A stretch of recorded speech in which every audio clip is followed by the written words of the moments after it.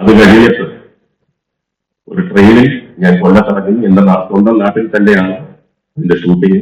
3-4 ദിവസം കഴിഞ്ഞിട്ടാണ് ഞാൻ വരുന്നത്.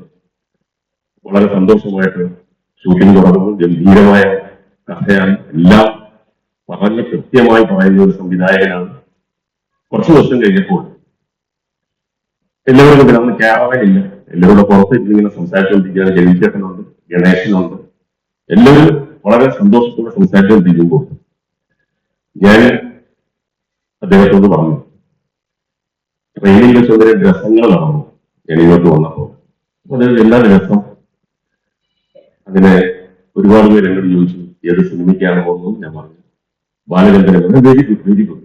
ഇതിനായിട്ട് അഭിനയിച്ചിട്ടില്ലേ? നന്നായി. ട്രെയിനിൽ സ്പെയിനിൽ നിന്ന് വന്ന ഒരു ഫാമിലി ഉണ്ടായിരുന്നു. അപ്പൊ ഞാൻ നറേറ്റ് ചെയ്യാം. ഭാര്യ, ഭർത്താവ്, കുട്ടികൾ, അവരുടെ ഒരു സ്വന്തക്കാരൻ. അപ്പൊ കുറച്ച് സമയം കഴിഞ്ഞപ്പോൾ ആ ഗഹനാഥൻ, സ്പെയിനിലെ ആള് എന്നോട് ചോദിച്ചു, you are a film actor? ഞാൻ പറഞ്ഞു, yes. How you know? I am only acting in Malayalam films. No, we see Malayalam films. അപ്പോൾ പറഞ്ഞപ്പോഴാണ് അത് കോവളത്താണ്. 6 മാസം സ്പെയിനിൽ, 6 മാസം കോവളത്ത് എല്ലാ മലയാള സിനിമകളും കാണും. ഇന്ററാക്ട് ചെയ്ത് പറഞ്ഞു, അതെ മുകേഷ് നമ്മളോടൊപ്പം ഞാൻ കോവളത്ത് ചെല്ലുമ്പോൾ പല ആൾക്കാരും നമ്മൾ തിരിച്ചറിയുന്നത്, നമ്മുടെ സിനിമകൾ കാണുന്നുണ്ട്. അപ്പൊ അദ്ദേഹം വളരെ സന്തോഷമാണ്. അപ്പൊ അദ്ദേഹം സ്പെയിൻകാരനോട് ചോദിച്ചു, എന്താണ് സിനിമയുടെ പേര്? ഞാൻ പറഞ്ഞു, അമ്മയാണ് സത്യം. ഇംഗ്ലീഷിൽ പറഞ്ഞാൽ പ്രോമിസ് ഓൺ മൈ മദർ എന്ന് വേണമെങ്കിൽ പറയാം. അപ്പം ആ സ്പെയിൻകാരൻ പറഞ്ഞു, ഇല്ല, ഇൻ മൈ മദേഴ്സ് ഓണർ എന്ന് പറയുന്നത് കുറച്ചുകൂടെ നല്ലത്. അപ്പൊ കഥ കുറച്ചുകൂടെ നല്ല ഗംഭീരമായിട്ട് വന്നുകൊണ്ടിരിക്കുക. അവർ അതിനടുത്ത് പറഞ്ഞു, ആരാണ് കഥ, തിരക്കഥ, അങ്ങനെയൊക്കെ ആരാണ്? നമ്മുടെ വല്ല ഒരാൾ തന്നെയാണ് ബാലചന്ദ്രൻ.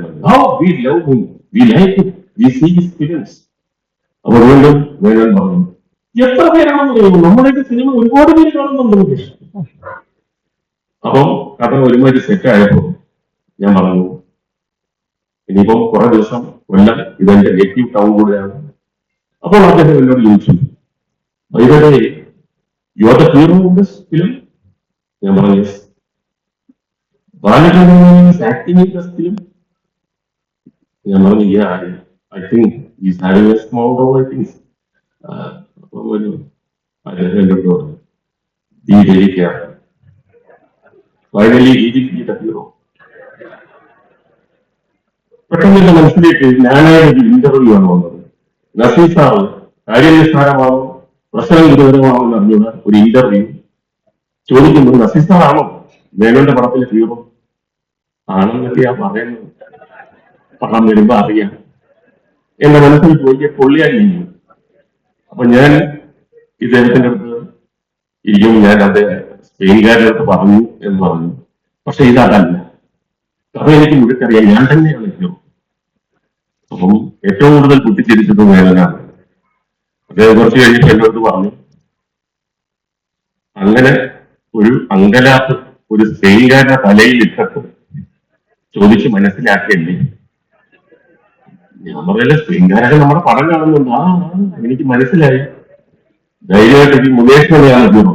ഞാൻ പറഞ്ഞു, ഈ പടത്തിന്റെ പേരെന്താ? അമ്മയാണ് സത്യം. ആനയാണ് സിനിമയിൽ ഞാൻ തന്നെയായിരുന്നു ഹീറോ.